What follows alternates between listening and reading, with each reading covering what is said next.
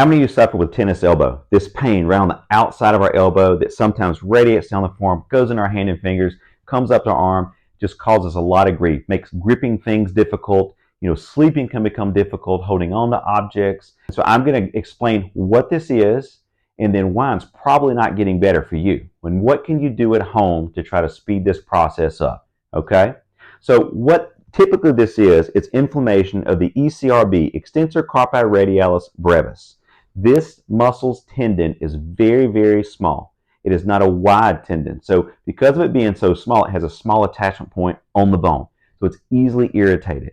So once it gets irritated and inflamed, it really is hard to calm down. You've probably been using ice or heat or muscle rubs, or maybe you've had injections or you've had steroids and all these things, anti-inflammatories, and it's just not getting better.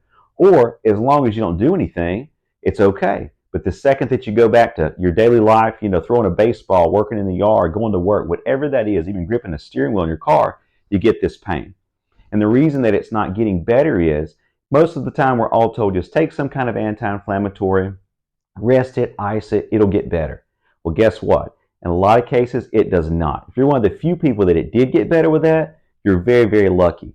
Because what happens is when you don't load the tissue, when we don't put tissue under a tensile load, then the collagen fibers don't heal like they should. So it's very jumbled up with the scarring, and that can cause a lot of problems and repeat inflammatory response, irritation, and poor and weakened tendons. And so the best way to do that is these 5 things that I'm going to show you now.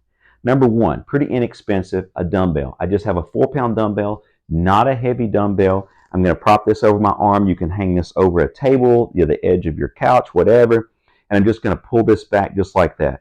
Nice and slow, and I'm going to pull it back and I'm going to hold it in place. Maybe I'll hold it 2 to 3 seconds. And I'm going to repeat this for somewhere between 10 and 15 repetitions, and I'll do somewhere between 2 to 4 sets. Initially, when it's really inflamed, I may only do 2 sets, and as I can tolerate it more, I'll go up to 4 sets. And then I'm going to flip over and go this way. And I'm going to do a wrist curl, just like that. Same way, nice and slow. I'm going to hold about 2 to 3 seconds at the top. I'm going to come back down, and I'm going to complete 2 to 4 sets, somewhere between 10 to 15 repetitions. I'll do that once a day. The next thing I'm going to do is one of these flex bars. Pretty inexpensive. You get them online, Amazon, Walmart.com. Don't have a preference, but you can get them there.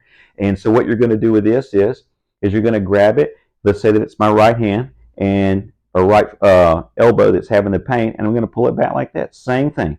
2 to 4 sets, 10 to 15 repetitions. At the end, I hold it a few seconds. I just like this because it gives kind of that constant tension, and then as I rotate back, I get more of a linear resistance. So there's more resistance at the end of the range of motion, so I get consistent resistance all the way through as far as just maintaining it.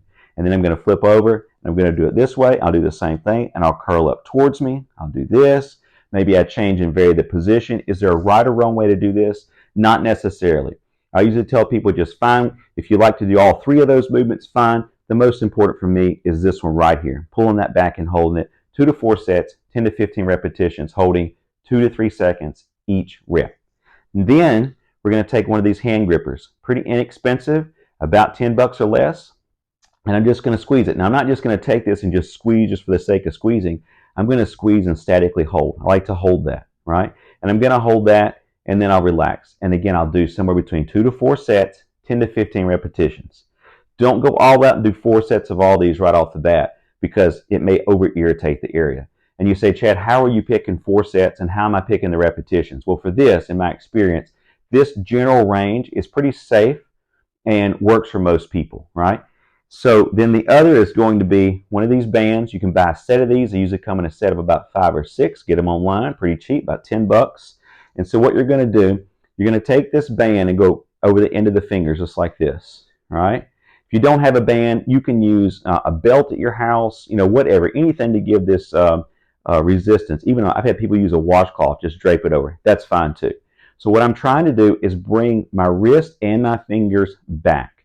So I'm going to do this, and I'm trying to pull my wrist and fingers back. But see, in this position, it's a little too far. I'm going to come down just a little bit and keep it closer to neutral down at the bottom. I don't want to be all the way up here. I just want to stay right down in here. Now, is it going to hurt you if you go all the way up? No, I mean, I don't have anything against it. I just like it down here. Just feel like, to me, that feels the best, and it's pretty simple to remember. 2 to 4 sets, 10 to 15 repetitions, holding 2 to 3 seconds each time.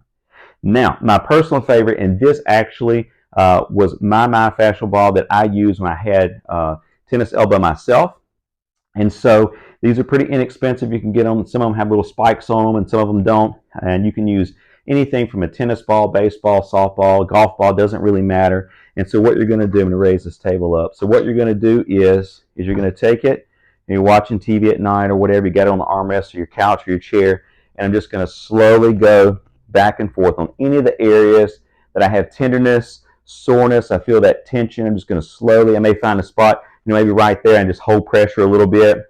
And I just spend a few minutes, maybe 3 to 5 minutes doing that. Now, you can do this as much as you want typically throughout the day, but be careful because the radial nerve does run very close to where this tissue becomes irritated. So a lot of compression, a lot of hard compression, all day or throughout the day may really irritate that. So you just want to kind of be easy and use some judgment there. Go through it. And what that does is helps to reduce the muscle tone, can help to modulate or decrease your pain levels a little bit, and kind of give the brain a little bit of input to the area that's been inflamed. Because when inflamed tissue, or when tissue is inflamed, we kind of get this smudging image by the brain of how everything should be. And so this just kind of helps to map that back out a little bit. Nice and simple. So those are my 5 techniques to use. If you're still using ice or heat, you can do that, whichever feels the best. I usually tell people only use ice for the first week or so. After that, you can use ice or heat, whatever feels the best. You've got one that's causing vasoconstriction. It's constricting the vessels, decreasing blood flow and inflammation.